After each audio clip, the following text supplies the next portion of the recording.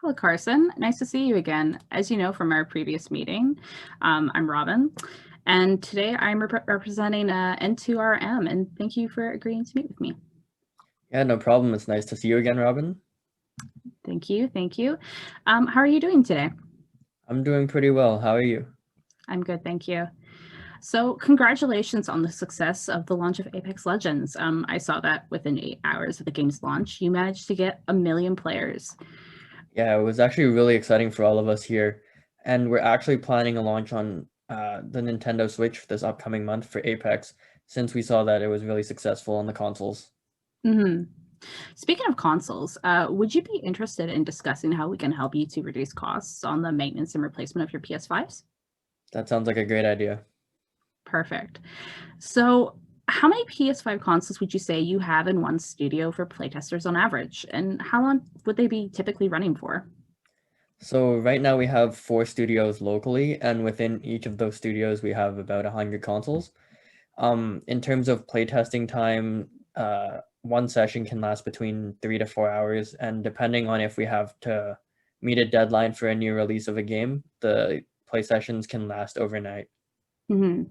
And have you noticed any issues in regard to the hardware of the PS5 after running for so long? Lately we definitely have noticed an overheating issue within the newer generation of consoles. With that, it's causing a lot of the internal cooling systems to run a lot more harder than we would like to. And Mm. with that, it's causing the fans to be really noisy, and it's just a issue considering that all of our games now are going to be running the higher graphics. Hmm. And what are the impacts that this causes for you and your QA testers? The most common problem with this is that we have to send our consoles in for repairs due to damages, Hmm. and it's been reported by our testers that there's causing a lot of graphical problems and pixelation within the game. Also, they've noticed that because of the overheating system, Hmm. the automatic safety won't shut off, and it is a possibility for corrupting the data. Gotcha. And would you say that less replacements cause an increase in the efficiency of your QA staff's overall hours of playtesting? Yeah, I believe it would increase the overall efficiency of our staff members, just because if they're not sending in their consoles for repairs, then they can spend more time smoothing out the bugs. Hmm. So I have with me for you, I've sent a little short demonstration video of our new vertical stand, which is a cooling system for the PS5 console. Would you be interested in taking a look? Yeah, I actually got your email right here, and I'll pull up the video that you just sent. Perfect. So as you can see, it's a docking station with 2 built-in cooling fans that run about 3,000 RPM, which cools down the core temperature of the console and allows for more ventilation, preventing overheating that you're talking about, which will in turn prevent the console from having internal damage due to the heat. And the internal hardware will last longer and it'll just extend its overall life. And because the internal fans don't have to work as hard to cool the system, overall reducing the noise the system makes, it just makes it a lot more easier and enjoyable for your testers to play. So what do you think of the design? I really like the design. It looks really sleek and modern. Mm. But could you just run over how much space it actually takes up? Yeah, of course. So the base is only about a 1/4 inch, slightly like larger than the width of the actual PlayStation 5 itself, and it connects to the system through a USB slot. So it doesn't require any extra wires to be plugged into your electrical outlet, and it's smaller than any of the other alternatives that are on the market. Because there's a less chance of tangled wires, that means that you have more room to plug in other components in your outlets. Are there any other features on this product? Hmm. So there's also 3 extra USB hub ports, which will allow you to connect different devices and transfer more data. And because you have more USB slots, your QA testers can save more data by being able to attach more hard drives. And it'll also allow for third-party devices, which I know you typically use for your games, such as VR, which I know is a huge, big trend in gaming, which I think is also of importance to you as well. Um, I also have here for you a pamphlet which lists our prices and includes client testimonials, which I will send over to you right now. I got your email there. Perfect. So what do you think so far? It seems really interesting, but I'm not 100% sold yet. I might need to take a little bit more time to think about this. That's understandable, but can I ask what's causing you to hesitate? I'm not 100% sure about the product itself. I definitely need a little bit more information from you to prove that this product actually does work.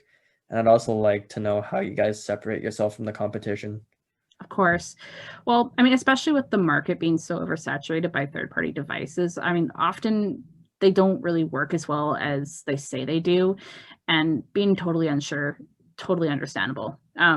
But what we can do for you is offer a free trial of the product. Unlike our competitors, we will provide to you at least 3, so that way you can compare the difference that our product makes and to how the console runs normally. Does this sound like it could help alleviate your concerns at all?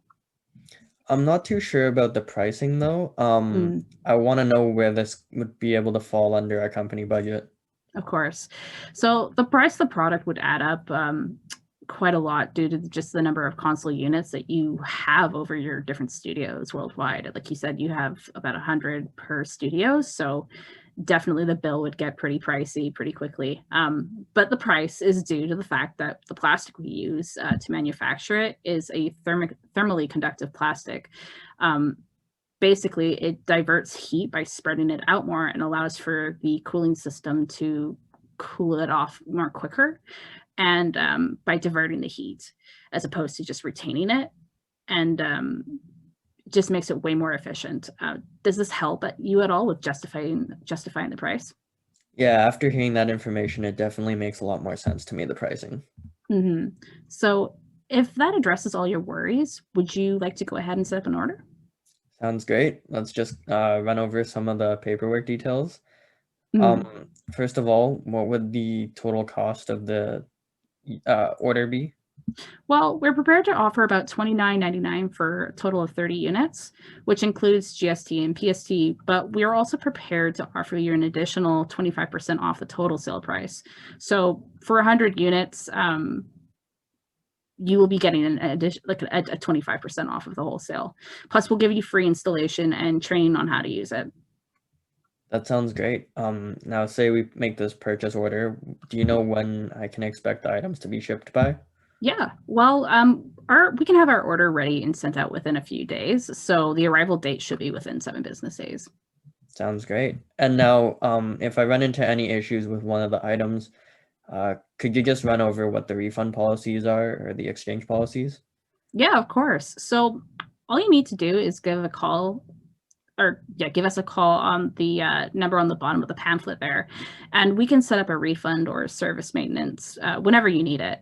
The warranty on it is like it lasts for about 2 years, so we can definitely refund you or perform any sort of maintenance or services if you have any problems or any questions at all.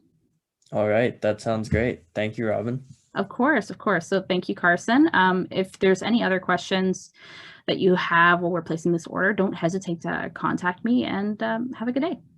Thank you for sure.